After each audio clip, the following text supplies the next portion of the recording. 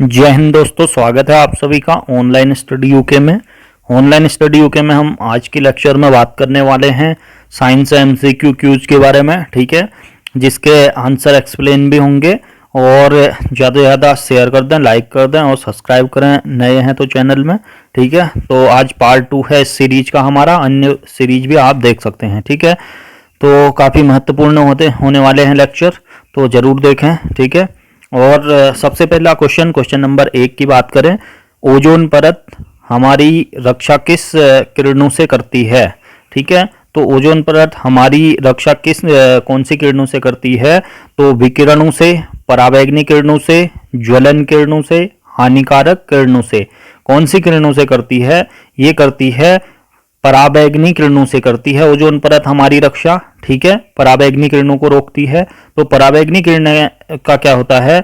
तो पराबैंगनी किरणें अल्ट्रावायलेट रेड्स होती हैं, ये 3 प्रकार की होती हैं। अल्ट्रावायलेट ए होती है जो, ये किरणें सबसे हानिकारक किरणें होती हैं, ठीक है, हानिकारक रेज होती हैं और डीएनए को नुकसान पहुंचा सकती हैं और इससे त्वचा कैंसर भी होता है अल्ट्रावायलेट ए से, ठीक है। अल्ट्रावायलेट जो बी होती हैं, बी कैटेगरी की, ये किरणें अल्ट्रावायलेट ये ए किरणों की तुलना में कम हानिकारक होती हैं और यह कुछ प्रकार के त्वचा का कैंसर और सनबर्न का क्या करती हैं, कारण बन सकती हैं।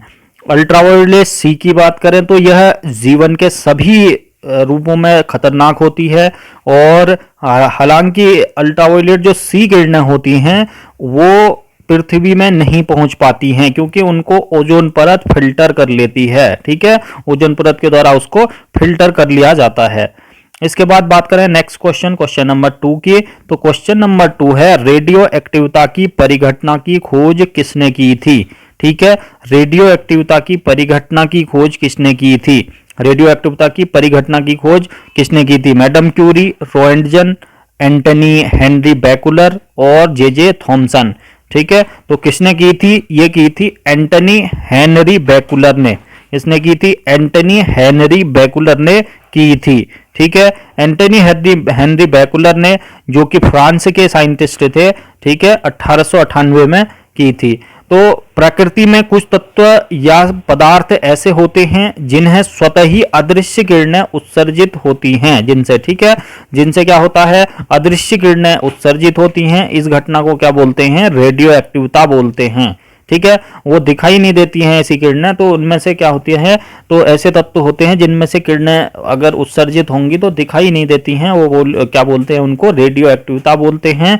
बाद में पीरे क्यूरी और मैडम क्यूरी ने प्लूटोनियम, फ्रांसियम और रेडियम में भी रेडियो एक्टिविटा का पता लगाया, ठीक है। 1903 की बात करें तो 1903 में रेडियो एक्टिविटा की खोज के लिए मैडम क्यूरी और उनके पति पीरे क्यूरी को भौतिकी का नोबेल पुरस्कार मिला। कब मिला? 1903 में मिला, ठीक है। इसके बाद नेक्स्ट हो गया क्वेश्चन नंबर 3। क्वेश्चन नंबर 3 की बात करें तो डीएनए की संरचना को सबसे पहले किसने रेखांकित किया था, ठीक है। डीएनए की संरचना को सबसे पहले किसने रेखांकित किया था? ये किया था Christian, Bernard Shaw, Louis Pasteur, Watson and Crick, Kornberg, ठीक है। किसने किया था? इनमें से आपका उत्तर है वाटसन एंड क्रिक ने किया था। डीएनए की जो संरचना थी, ठीक है, डीएनए की संरचना को वाटसन एंड क्रिक ने किया था, ठीक है। और बर्नार्ड शॉ ने क्या किया था? बर्नार्ड शॉ ने, क्रिश्चियन बर्नार्ड ने क्या करा था? इन्होंने करा था हृदय का पहला प्रतिस्थापन किया था। और जो लुई पाश्चर की बात करें, लुई पाश्चर ने रेबीज रोधी टीका बनाया था, ठीक है, रेबीज रोधी टीका बनाया था, रेबीज का टीका। कॉर्नबर्ग ने डीएनए संश्लेषण का प्रतिपादन किया था, ठीक है। और डीएनए की बात करें तो डीएनए डिऑक्सीन्यूक्लिक एसिड होता है, ठीक है, और डीएनए शरीर की आनुवांशिक क्रियाओं का संचालन करता है, ठीक है।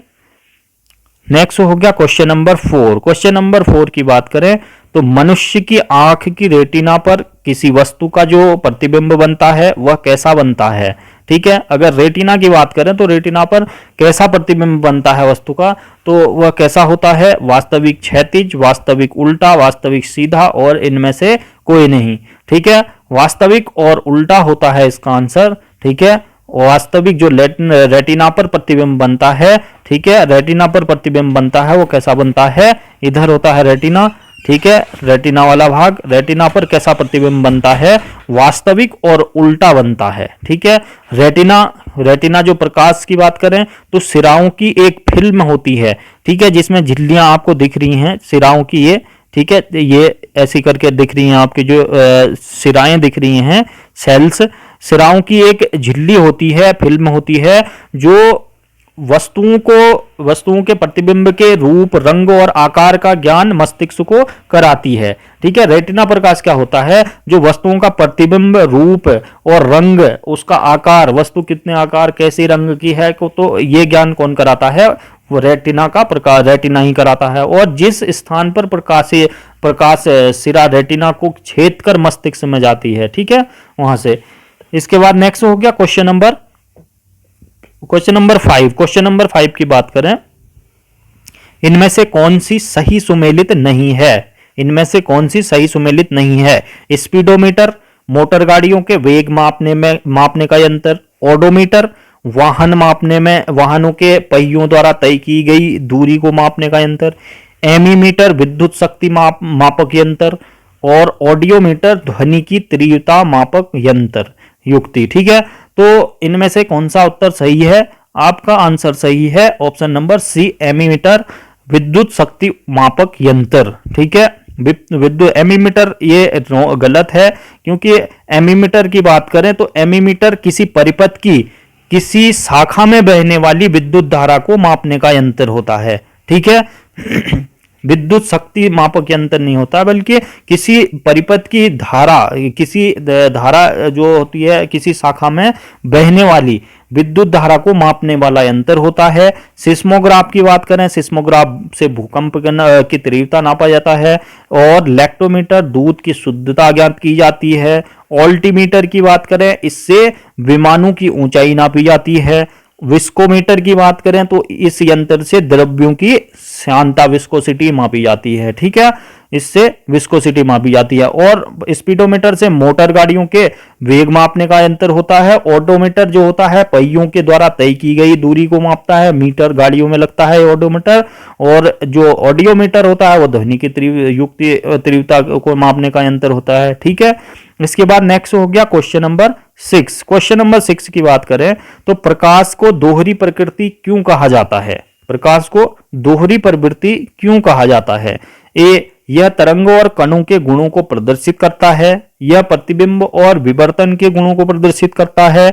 इसमें हस्तक्षेप और ध्रुवीकरण दोनों प्रभाव हैं। ठीक है, इनमें से कोई नहीं। तो आपका आंसर है, ठीक है, यह तरंग और कणों के गुणों को क्या करता है? प्रदर्शित करता है। ठीक है, इसे दोहरी प्रवृत्ति का क्यों कहा जाता है? जब डबल स्लिट एक्सपेरिमेंट आपको दिखाया गया है, ठीक है, तो इससे ये क्या करता है? यह तरंग और कणों के गुणों को प्रदर्शित करता है। तरंग और कण के गुणों को प्रदर्शित करता है, तभी प्रकाश को क्या बोलते हैं? दोहरी प्रकृति बोलते हैं, दोहरी प्रकृति का। ठीक है, इसके बाद नेक्स्ट हो गया क्वेश्चन नंबर 7। क्वेश्चन नंबर 7 की बात करें तो जड़ें, जो रूट होती हैं जड़ें पेड़ की, तो किससे विकसित होती हैं? ठीक है, मूलांकुर से, तने से, प्रांकुर से, नन ऑफ दीज। ठीक है, किससे होते हैं? रूट किससे विकसित होते हैं?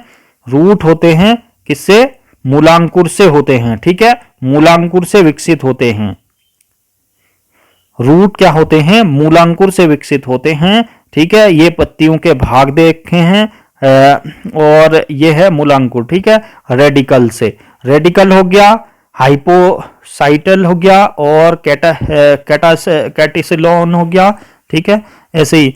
फिर इसके बाद नेक्स्ट हो गया क्वेश्चन नंबर 8। क्वेश्चन नंबर 8 की बात करें तो चंद्रमा पर गुरुत्वाकर्षण पृथ्वी के गुरुत्वाकर्षण के कितने भाग है? तो चंद्रमा पर कितना गुरुत्वाकर्षण है पृथ्वी के भाग का?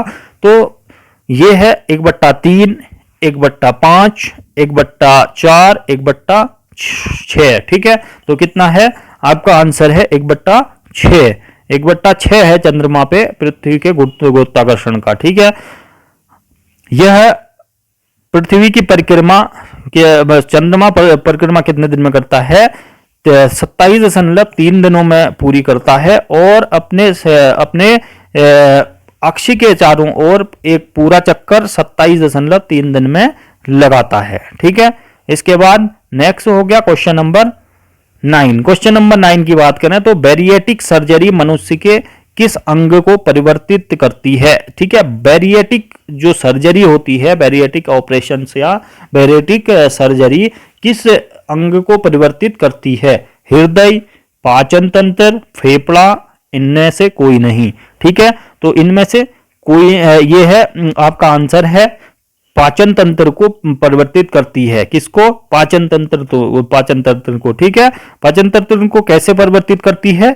यह है पाचन तंत्र को कैसे परिवर्तित करती है, गैस्ट्रिक बाईपास बोलते हैं, और अन्य प्रकार के वजन घटाने की सर्जरी, जिसे सामूहिक रूप से बैरिस्टिक, ठीक है, बैरिएट्रिक के रूप में जाना जाता है। ठीक है, बाईपास पर सर्जरी आपने नाम सुना होगा। तो गैस्ट्रिक बाईपास और अन्य प्रकार की जो भी वजन घटाने से संबंधित सर्जरियां होती हैं वो क्या कहलाती हैं? बैरिएट्रिक के रूप में जानी जाती हैं। और इस सर्जरी में पेट के करीब एक पाउच बनाया जाता है और इसे छोटी आंत में जोड़ दिया जाता है। ठीक है, गैस्ट्रिक बाईपास सर्जरी के बाद खाना स्मॉल जो इंटेस्टाइन होता है और पाउच में चला जाता है। इसके बाद नेक्स्ट हो गया क्वेश्चन नंबर 10। क्वेश्चन नंबर 10 की बात करें तो एक आदर्श तरल लिक्विड जो होता है पदार्थ की सांद्रता क्या होती है?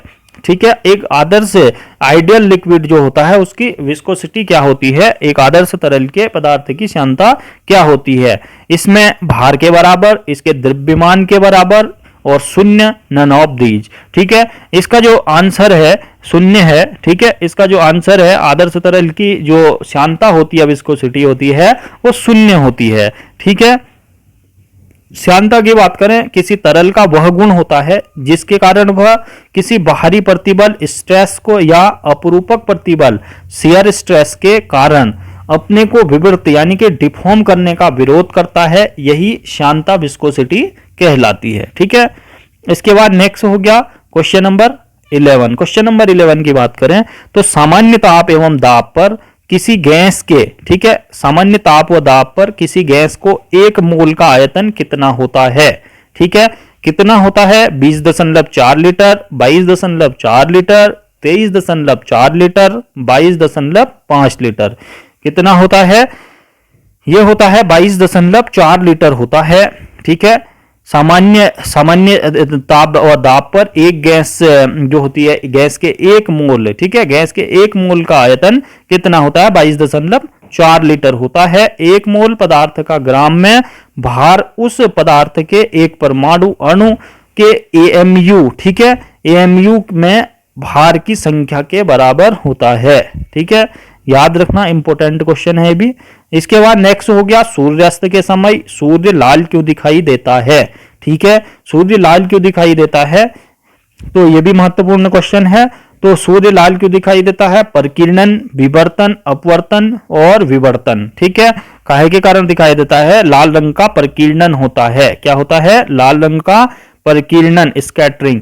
जब प्रकाश किसी ऐसे माध्यम से गुजरता है जिसमें धूल तथा अन्य पदार्थों के अत्यंत सूक्ष्म कण होते हैं, तो उनके द्वारा प्रकाश सभी दिशाओं में प्रसारित हो जाता है तथा क्या होता है, जिसे प्रकाश का परिकिरणन बोल देते हैं हम। ठीक है, अगर हम यहां डालेंगे तो ये स्कैटरिंग का प्रभाव है। अगर यहां से प्रकाश जाता है और इस वस्तु में पड़ता है तो यहाँ जो ऑब्जेक्ट है इससे क्या होता है, सारे जगह प्रकाश चला जाएगा।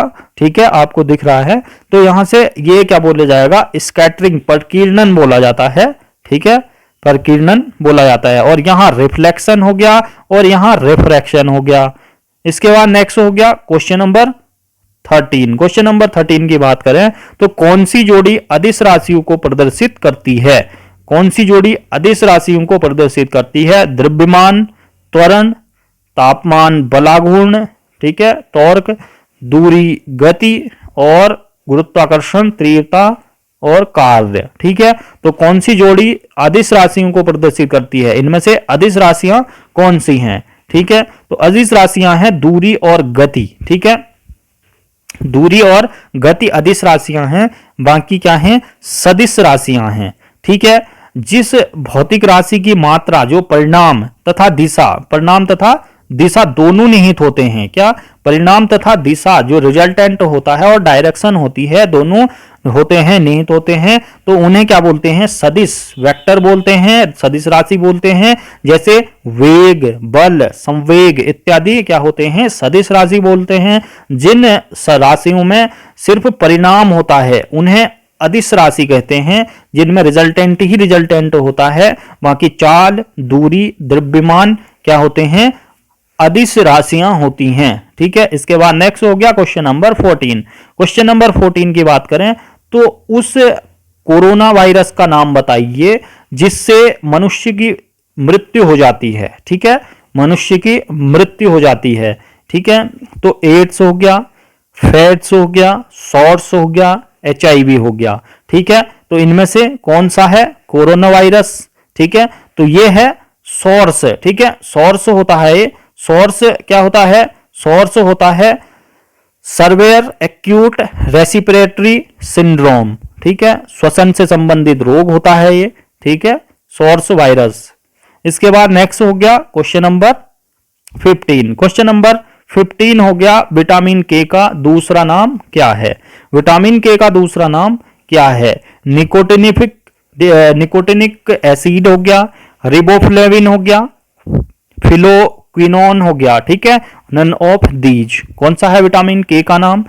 ठीक है, रक्त के थक्का बनने में मदद करता है विटामिन के, तो ये फिलोक्विनोन है। ठीक है, फिलोक्विनोन की बात करें तो विटामिन के की कमी से रक्त का थक्का यानी कि क्लोट नहीं जमता है। रक्त का थक्का, कहीं पे चोट लगती है तो वहां पे रक्त का थक्का नहीं जमता है। विटामिन के स्रोत पत्ता गोभी हैं, ब्रोकली हैं, पालक हैं, चुकंदर हैं। ठीक है, इसके बाद नेक्स्ट हो गया क्वेश्चन नंबर 16। क्वेश्चन नंबर 16 की बात करें तो क्वेश्चन नंबर 16 है, निम्न में से किस क्षेत्र में पीएच स्केल एक महत्वपूर्ण मापक यंत्र है। पीएच स्केल एक महत्वपूर्ण मापक यंत्र है, खाद्य विज्ञान, औषधि, वानिकी, उपरोक्त सभी। तो पीएच स्केल एक महत्वपूर्ण मापक यंत्र है। पीएच स्केल किसमें, इनमें से खाद्य विज्ञान, औषधि और वानिकी, तीन, इनमें सभी में होती है यूज। पीएच स्केल का महत्वपूर्ण यंत्र सभी में माना जाता है ये। ठीक है, इसके बाद इसमें बात करें तो पीएच स्केल जो पीएच वैल्यू होती है, पीएच पोटेंशियल या पावर ऑफ हाइड्रोजन कहा जाता है इसका फुल फॉर्म। पीएच मूल्य का एक संख्या होती है जो पदार्थ की अम्लीयता एसिडिटी और क्षारीयता एल्काइनिटी को प्रदर्शित करती है। इसकी खोज किसने की थी, जो SPL सोरेनसन ने की थी पीएच वैल्यू, पीएच की खोज। ठीक है, इसके बाद नेक्स्ट हो गया क्वेश्चन नंबर 17। क्वेश्चन नंबर 17 की बात करें तो फाइलेरिया जिसे हाथी पांव का फूलना भी कहा जाता है। ठीक है, फाइलेरिया जो होता है, फाइलेरिया को जिसे हाथी पांव भी कहते हैं, हाथी पांव, इनमें से क्या होता है। ठीक है, तो क्या होता है, पैरों में सूजन आ जाती है हाथी पांव से, वृषणकोशों में सूजन आ जाती है और शरीर के अन्य भागों में सूजन आ जाती है, उपयुक्त सभी। ठीक है, तो इनमें क्या होता है, हाथी पांव जो एक रोग है इसे फाइलेरिया बोलते हैं। फाइलेरिया में क्या होता है, ये सभी चीजें हो जाती हैं, जैसे पैरों में सूजन आ जाती है, वृषणकोशों में सूजन आ जाती है, शरीर में अन्य भागों में, अन्य अंग जो होते हैं उनमें भी सूजन के जो लक्षण होते हैं वो देखे जा सकते हैं। ठीक है, तो हाथी पांव में क्या होता है, स्टेज फर्स्ट में ऐसा होता है पांव, फिर स्टेज सेकंड में ऐसा हो जाता है सूज के, फिर धीरे धीरे एक हाथी के पांव का जैसा रूप ले लेता है। इससे क्या होता है, अन्य अंगों में, इसके बाद क्या होता है, अन्य अंगों में भी क्या हो जाता है, सूजन होने लगता है। ठीक है, इसके बाद नेक्स्ट हो गया क्वेश्चन नंबर 18। क्वेश्चन नंबर 18 की बात करें तो भोजन प्रणाली के सबसे बड़े हिस्से का नाम बताएं। ठीक है, नाम बताएं, भोजन प्रणाली के सबसे बड़े हिस्से का नाम बताएं। बड़ी आंत, छोटी आंत, यकृत, पेट। ठीक है, तो इनमें से कौन सा भोजन प्रणाली का सबसे बड़ा हिस्सा होता है, तो बड़ा हिस्सा कौन सा होता है, ये होती है छोटी आंत, जो होती है छोटी आंत सबसे बड़ा हिस्सा होता है भोजन प्रणाली का। ठीक है, सबसे बड़ा हिस्सा होता है भोजन प्रणाली का छोटी आंत, स्मॉल इंटेस्टाइन। ठीक है, इसके बाद नेक्स्ट हो गया क्वेश्चन नंबर 19। क्वेश्चन नंबर 19 की बात करें तो कोशिका के भीतर श्वसन का केंद्र कहां होता है? कोशिका के भीतर श्वसन का केंद्र कहां होता है? श्वसन का केंद्र केंद्रक, राइबोसोम और गोल्जी, नन ऑफ दीज। ठीक है, कोशिका के भीतर श्वसन का केंद्र कहां होता है? यह होता है केंद्रक में होता है। ठीक है, कहां होता है? केंद्रक में होता है। केंद्रक की खोज किसने की थी? रॉबर्ट हुक ने करी थी। कोशिका का विधिवत जो कोशिका थी, कोशिका की खोज रॉबर्ट हुक ने करी थी। कोशिका का जो विधिवत अध्ययन, कोशिका विज्ञान, ठीक है, काइटोलॉजी कहलाता है। ठीक है, क्या कहलाता है? काइटोलॉजी कहलाता है। और इसको कोशिका जैविकी यानी कि सेल बायोलॉजी भी कहा जाता है।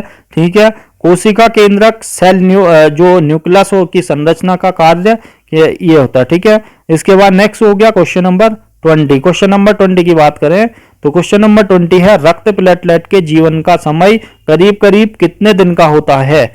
1 से 18 दिन, 1 से 3 दिन, 3 से 5 दिन, नन ऑफ दीज। ठीक है, तो कितने दिन होता है? ये होता है 3 से 5 डेज होता है। ठीक है, 3 से 5 डेज होता है।